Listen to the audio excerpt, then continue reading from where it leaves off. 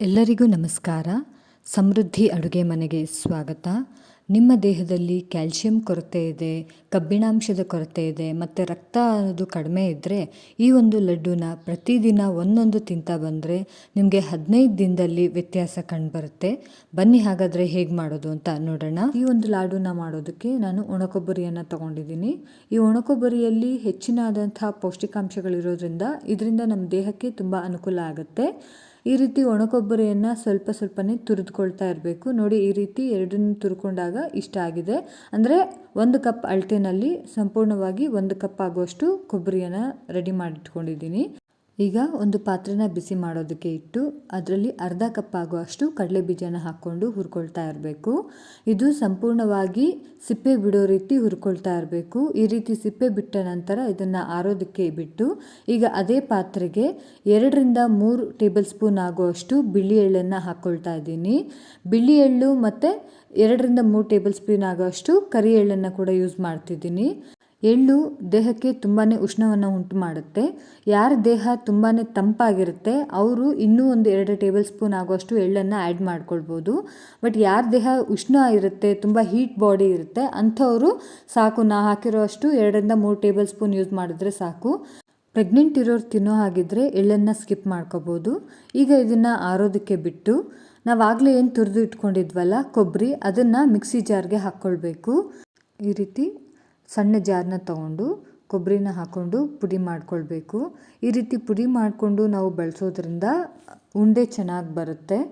So ಅದರಿಂದ ನಾವಿಲ್ಲಿ ಪುಡಿ ಮಾಡ್ಕೊಳ್ತಿದ್ದೀನಿ. ನೋಡ್ಬೋದು, ಒಂದು ರವೆ ಟೈಪಲ್ಲಿ ನಾನು ಪುಡಿ ಮಾಡ್ಕೊಂಡಿದ್ದೀನಿ. ಅಂದರೆ ತುಂಬಾ ಸ್ಮೂತ್ ಪೇಸ್ಟ್ ಥರ ಮಾಡಿಲ್ಲ. ಈ ರೀತಿ ಒಂದು ರವೆ ಹೇಗಿರುತ್ತಲ್ಲ ಅಷ್ಟರ ಮಟ್ಟಿಗೆ ನಾನಿಲ್ಲಿ ಪುಡಿ ಮಾಡ್ಕೊಂಡಿದ್ದೀನಿ. ಈಗ ಅದನ್ನು ಒಂದು ಬಟ್ಲಲ್ಲಿ ಹಾಕಿ, ಕೊಬ್ಬರಿ ಏನಿದೆ ಅದನ್ನ ಒಂದು ಬಟ್ಲಲ್ಲಿ ಹಾಕ್ಕೊಂಡು ಕಡಲೆ ಬೀಜ ಆಗಲೇ ಹುರಿದು ಇಟ್ಟಿದ್ವಲ್ಲ ಅದನ್ನು ಸಿಪ್ಪೆ ತೆಗೆದಿದ್ದೀನಿ. ಸೊ ಅದನ್ನು ಕೂಡ ನಾವಿಲ್ಲಿ ಸೇಮ್ ಆಗಲೇ ಹೇಗೆ ಕೊಬ್ಬರಿನ ಪುಡಿ ಮಾಡ್ಕೊಂಡ್ವಿ ಅದೇ ರೀತಿ ಕಡಲೆ ಬೀಜನೂ ಕೂಡ ಪುಡಿ ಮಾಡ್ಕೊಳ್ಬೇಕು. ನೋಡಿ, ಸೇಮ್ ರವೆ ಯಾವ ರೀತಿ ಇದೆ ಅದೇ ಒಂದು ಕನ್ಸಿಸ್ಟೆನ್ಸಿನಲ್ಲಿ ನಾವು ಪುಡಿ ಮಾಡ್ಕೊಳ್ಬೇಕು. ತುಂಬಾ ಪೇಸ್ಟ್ ರೀತಿ ಆಗಿಬಿಟ್ರೆ ಕೂಡ ಅದು ಅಷ್ಟು ಚೆನ್ನಾಗಿ ಬರಲ್ಲ. ಈ ರೀತಿ ಸ್ವಲ್ಪ ಉದುರಾಗಿ ರವೆ ಟೆಕ್ಸ್ಚರಲ್ಲಿ ನಾವು ಇದನ್ನು ಪುಡಿ ಮಾಡ್ಕೊಳ್ಬೇಕು. ಸೊ ಅವೆರಡೂ ಪುಡಿ ಮಾಡಿದ ನಂತರ ಈಗ ಬಿಳಿ ಎಳ್ಳು ಮತ್ತು ಕರಿ ಎಳ್ಳು ಏನಿದೆ ಅದನ್ನು ಕೂಡ ನಾನು ಮಿಕ್ಸಿನಲ್ಲಿ ಹಾಕ್ಕೊಂಡು ಪುಡಿ ಮಾಡ್ಕೊಂಡಿದ್ದೀನಿ. ನೋಡಿ, ಆಗಲೇ ಏನು ಕಡಲೆ ಬೀಜ ಕೊಬ್ಬರಿ ಪುಡಿ ಮಾಡ್ಕೊಂಡಿದ್ದೆ ಅದೇ ಒಂದು ಕನ್ಸಿಸ್ಟೆನ್ಸಿನಲ್ಲಿ ಎಳ್ಳನ್ನು ಕೂಡ ಪುಡಿ ಮಾಡ್ಕೊಂಡಿದ್ದೀನಿ. ಈಗ ನಾವು ಬೆಲ್ಲದ ನೀರನ್ನು ತಯಾರು ಮಾಡ್ಕೊಳ್ಬೇಕು. ಇದಕ್ಕೆ 1 ಕಪ್ ಆಗುವಷ್ಟು ಬೆಲ್ಲವನ್ನು ತೊಗೊಂಡಿದ್ದೀನಿ. ಹಾಗೆ ಅದೇ ಕಪ್ ಅಳತೆನಲ್ಲಿ 3/4 ಕಪ್ ಆಗುವಷ್ಟು ನೀರನ್ನು ಹಾಕ್ಕೊಳ್ತಾ ಇದ್ದೀನಿ. ಇಲ್ಲಿ ನಾವು ಪಾಕ ಮಾಡ್ತಿಲ್ಲ, ಅದರಿಂದ ಬರೀ ಬೆಲ್ಲವನ್ನು ಚೆನ್ನಾಗಿ ಕಲಿಸ್ಕೊಂಡ್ರೆ ಅಥವಾ ಕರಗಿಸ್ಕೊಂಡ್ರೆ ಸಾಕಾಗುತ್ತೆ. 1 ಕಪ್ ಆಗುವಷ್ಟು ಕೊಬ್ಬರಿಗೆ ಕರೆಕ್ಟಾಗಿ 1 ಕಪ್ ಆಗುವಷ್ಟು ಬೆಲ್ಲ ಕರೆಕ್ಟಾಗಿರುತ್ತೆ. ನೋಡಿ, ಈ ರೀತಿ ಸಂಪೂರ್ಣವಾಗಿ ಎಲ್ಲ ಕರಗಿಸ್ಕೊಂಡು ನಾವಿದನ್ನು ಹಾಗೆ ಆರೋದಕ್ಕೆ ಪಕ್ಕದಲ್ಲಿ ಇಡಬೇಕು. ನೆಕ್ಸ್ಟ್ ಒಂದು ಪಾತ್ರೆನ ಬಿಸಿ ಮಾಡೋದಕ್ಕೆ ಇಟ್ಟು 2 ಟೇಬಲ್ ಸ್ಪೂನ್ ಆಗುವಷ್ಟು ತುಪ್ಪವನ್ನು ಹಾಕ್ಕೊಳ್ತಾ ಇದ್ದೀನಿ. ನೀವು ತುಪ್ಪ ಎಷ್ಟು ಹಾಕ್ಕೊಳ್ತೀರಾ ಅಷ್ಟು ಕೂಡ ಘಮವಾಗಿರುತ್ತೆ, ರುಚಿ ಕೂಡ ತುಂಬ ಚೆನ್ನಾಗಿರುತ್ತೆ. ಈಗ ನಾನು ಗೋಡಂಬಿನ ಹಾಕ್ಕೊಳ್ತಾ ಇದ್ದೀನಿ. ನಿಮಗೆ ಎಷ್ಟು ಬೇಕೋ ಅಷ್ಟು ಹಾಕ್ಕೋಬೋದು. ತುಂಬ ಗೋಡಂಬಿ ಬೇಕು ಅಂದರೆ ಹಾಕ್ಕೋಬೋದು. ನಾನಿಲ್ಲಿ ಗೋಡಂಬಿ ಮತ್ತು ಬಾದಾಮಿನ ಯೂಸ್ ಮಾಡ್ತಾ ಇದ್ದೀನಿ. ನಿಮಗೆ ಯಾವ ಡ್ರೈ ನಟ್ಸ್ ಬೇಕೋ ಅದೆಲ್ಲವನ್ನು ಕೂಡ ನೀವು ಇದರಲ್ಲಿ ಮಿಕ್ಸ್ ಮಾಡ್ಕೊಳ್ಬಹುದು. ಗೋಡಂಬಿ ಮತ್ತು ಬಾದಾಮಿನ ತುಪ್ಪದಲ್ಲಿ ಈ ರೀತಿ ಹುರ್ಕೊಳ್ಳೋದ್ರಿಂದ ಅದರ ಒಂದು ರುಚಿ ಅನ್ನೋದು ಇನ್ನೂ ಹೆಚ್ಚಾಗುತ್ತೆ. ನೋಡಿ, ಈ ರೀತಿ ಹುರ್ಕೊಂಡು ಆದಮೇಲೆ ಎಲ್ಲವನ್ನು ಕೂಡ ನಾನು ಒಂದು ಬಟ್ಲಲ್ಲಿ ಶಿಫ್ಟ್ ಮಾಡ್ಕೊಳ್ತಿದ್ದೀನಿ. ಈಗ ಅದೇ ತುಪ್ಪಕ್ಕೆ ನಾನೇನು ಆಗಲೇ ತುರಿದು ಇಟ್ಕೊಂಡಿದ್ವಲ್ಲ ಕೊಬ್ಬರಿ, ಮಿಕ್ಸಿಗೆ ಹಾಕಿ ಇಟ್ಕೊಂಡಿದ್ವಲ್ಲ ಅದರ ಕೊಬ್ಬರಿಯನ್ನು ನಾವಿಲ್ಲಿ ಹುರ್ಕೊಳ್ಳೋದಕ್ಕೆ ಹಾಕೋತಾ ಇದ್ದೀನಿ. ಈ ರೀತಿ ತುಪ್ಪದಲ್ಲಿ ಹುರ್ಕೊಳ್ಳೋದ್ರಿಂದ ಅದರ ರುಚಿ ಅನ್ನೋದು ಹೆಚ್ಚಾಗ್ತಾ ಹೋಗುತ್ತೆ. ನೋಡಿ, ಈ ರೀತಿ 1ರಿಂದ 2 ನಿಮಿಷ ಇದನ್ನು ನಾವು ಈ ರೀತಿ ಫ್ರೈ ಮಾಡ್ಕೊಳ್ತಾ ಹೋಗಬೇಕು. ನೆಕ್ಸ್ಟ್ ಬಂದು ನಾವೇನು ಆಗಲೇ ಕಡಲೆ ಬೀಜ ಹುರಿದು ಮಿಕ್ಸಿಗೆ ಹಾಕಿ ಇಟ್ಕೊಂಡಿದ್ವಲ್ಲ ಆ ಒಂದು ಕಡಲೆ ಬೀಜನ ಕೂಡ ನಾನಿಲ್ಲಿ ಹಾಕೋತಾ ಇದ್ದೀನಿ.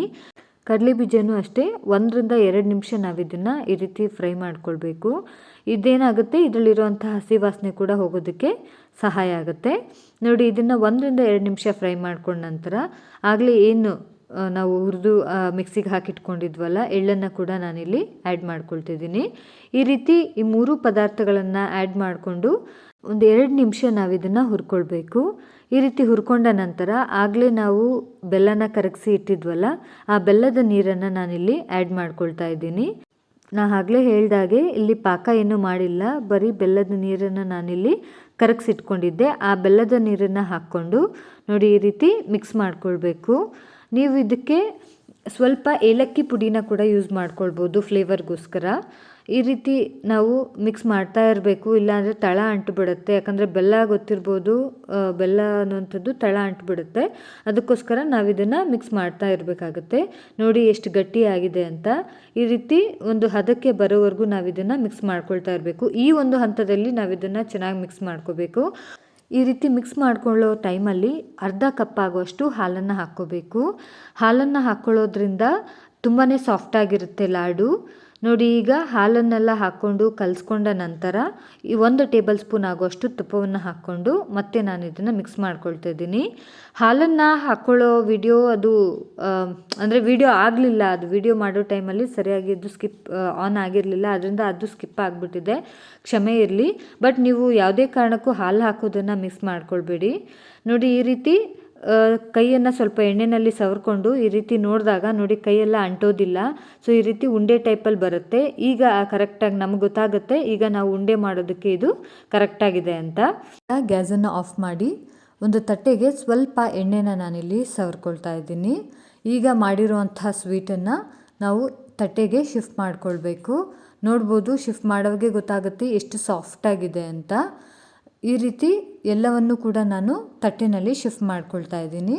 ಈ ರೀತಿ ಎಲ್ಲನ ಶಿಫ್ಟ್ ಮಾಡಿದ್ದಾದಮೇಲೆ ಆಗಲೇ ನಾವೇನು ತುಪ್ಪದಲ್ಲಿ ಹುರಿದು ಇಟ್ಕೊಂಡಿದ್ವಲ್ಲ ಡ್ರೈ ನಟ್ಸು, ಬಾದಾಮಿ ಮತ್ತು ಗೋಡಂಬಿನ, ಅದನ್ನು ನಾನು ಇಲ್ಲಿ ಆ್ಯಡ್ ಮಾಡ್ಕೊಳ್ತಿದ್ದೀನಿ. ಅದನ್ನು ಈಗ ಆ್ಯಡ್ ಮಾಡ್ಕೊಳ್ಳೋದ್ರಿಂದ ಅದರ ಒಂದು ಕ್ರಿಸ್ಪಿನೆಸ್ ಅನ್ನೋದು ಚೆನ್ನಾಗಿರುತ್ತೆ. ಇಲ್ಲ ಅಂದರೆ ಅದು ತುಂಬ ಮೆತ್ತಗಾಗ್ಬಿಡುತ್ತೆ. ಅದಕ್ಕೋಸ್ಕರ ನಾನು ಈಗ ಆ್ಯಡ್ ಮಾಡ್ಕೊಳ್ತಿದ್ದೀನಿ. ಇದನ್ನು ಈ ರೀತಿ ಆ್ಯಡ್ ಮಾಡಿ 10ರಿಂದ 20 ನಿಮಿಷ ನಾನು ಆರೋದಕ್ಕೆ ಬಿಟ್ಟಿದ್ದೀನಿ. ನೋಡಿ ಈಗ ಚೆನ್ನಾಗಿ ಆರಿದೆ. ಈಗ ಸ್ವಲ್ಪ ಕೈಗೆ ಎಣ್ಣೆ ಅಥವಾ ನೀರನ್ನು ಸವರ್ಕೊಂಡು ಈ ರೀತಿ ಉಂಡೆಗಳಾಗಿ ಮಾಡ್ಕೊಳ್ಬೇಕು. ನಿಮ್ಗೆ ಯಾವ ಶೇಪ್ ಬೇಕೋ ಆ ಶೇಪಲ್ಲಿ ನೀವು ಮಾಡ್ಕೊಳ್ಬೋದು. ಲಾಡು ಆಗಿರೋದ್ರಿಂದ ನಾನು ಈ ರೀತಿ ಉಂಡೆ ಮಾಡ್ಕೊಳ್ತಾ ಇದ್ದೀನಿ. ಈಗ ಇದಕ್ಕೆ ನಾವು ರೋಸ್ಟೆಡ್ ಪಂಪ್ಕಿನ್ ಸೀಡ್ನ ಆ್ಯಡ್ ಮಾಡ್ಕೊಳ್ತಿದ್ದೀನಿ ಡೆಕೋರೇಷನ್ಗೋಸ್ಕರ. ಮತ್ತು ಅದು ಆರೋಗ್ಯಕ್ಕೂ ಒಳ್ಳೆಯದಾಗಿರೋದ್ರಿಂದ ಜೊತೆಲೇ ಅದನ್ನ ತಿನ್ಬೋದು. ಕುಂಬಳಕಾಯಿ ಬೀಜ ಅಂತ ಕರಿತೀವಲ್ಲ ಅದನ್ನು. ಸೊ ಈಗ ಉಳಿದಿರೋಂಥ ಸ್ವೀಟ್ನು ಕೂಡ ಈ ರೀತಿ ಉಂಡೆ ಶೇಪಲ್ಲಿ ಮಾಡಿಕೊಂಡ್ರೆ ನಿಮಗೆ ರುಚಿಯಾದಂಥ ಒಂದು ಸ್ವೀಟ್ ರೆಡಿ ಆಗುತ್ತೆ. ದೇಹಕ್ಕೂ ಆರೋಗ್ಯಕ್ಕೂ ತುಂಬಾ ಒಳ್ಳೆಯದು. ಇದನ್ನು ಪ್ರತಿದಿನ ಒಂದೊಂದು ತಿಂತಾ ಬಂದರೆ ನಿಮಗೆ 100% 15 ದಿನದಲ್ಲೇ ನಿಮಗೆ ರಿಸಲ್ಟ್ ಗೊತ್ತಾಗುತ್ತೆ. ಟ್ರೈ ಮಾಡಿ, ಹೇಗಿತ್ತು ಅಂತ ಕಮೆಂಟ್ ಮಾಡಿ. ಹಾಗೆ ಯಾರೆಲ್ಲ ಫಸ್ಟ್ ಟೈಮ್ ನನ್ನ ಚಾನಲ್ ನೋಡ್ತಿದ್ದೀರಾ ಸಬ್ಸ್ಕ್ರೈಬ್ ಮಾಡೋದನ್ನು ಮರಿಬೇಡಿ. ನೋಡಿ, ಸಿಹಿಯಾದ ಆರೋಗ್ಯಯುತವಾದಂತಹ ಒಂದು ಲಾಡು ರೆಡಿಯಾಗಿದೆ. ನೋಡ್ಬೋದು ಎಷ್ಟು ಸಾಫ್ಟಾಗಿದೆ ಅಂತ. ನೀವು ಇದನ್ನು 15ರಿಂದ 20 ದಿನ ಸ್ಟೋರ್ ಮಾಡ್ಕೊಂಡು ತಿನ್ನಬಹುದು. ಧನ್ಯವಾದಗಳು.